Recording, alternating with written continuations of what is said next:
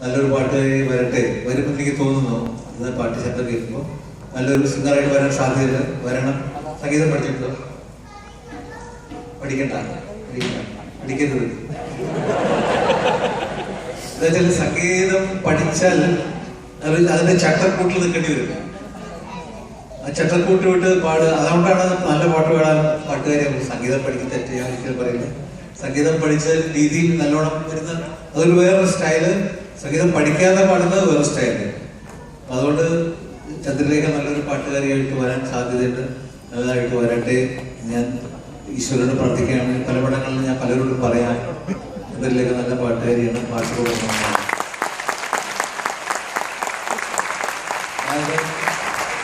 തൃശ്ശൂര് ഒരു music director Ratheesh വേഗ എന്ന് പറഞ്ഞ അയാളെല്ലാം വേഗത്തിലാണ്.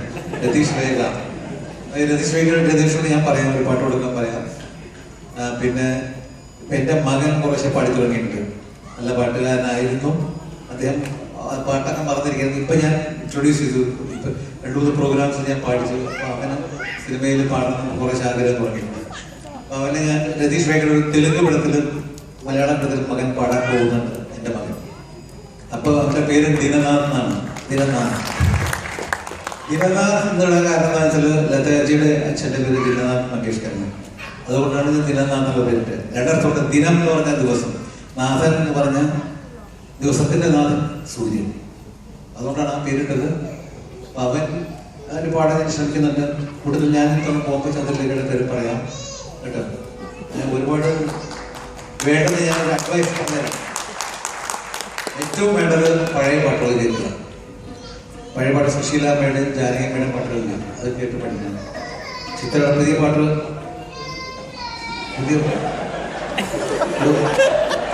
ചുമ്മായിരിക്കും. സംസാരിച്ചാൽ നിങ്ങൾ ഇടാന്ന് വെച്ചാൽ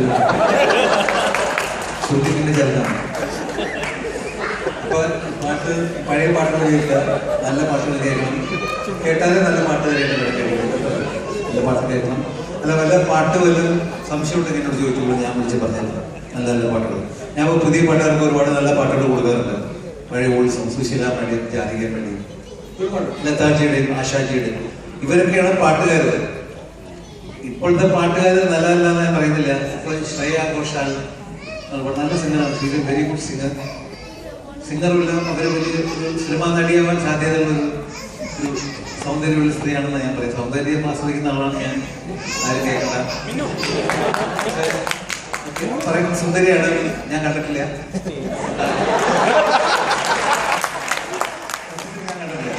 ശ്രേയ ഘോഷാലിനെ കണ്ടിട്ടില്ല. ഇവിടെ കണ്ടിട്ടുണ്ട്. നൃത്തം ചെയ്യാൻ, ഡാൻസ് ഒക്കെ ചെയ്യണത്. Very good singer. ക്ലാസിക്കൽ നല്ല ഹിന്ദുസ്ഥാനി പഠിച്ചിട്ടുള്ളതാണ്. നല്ല നല്ല പാട്ട്.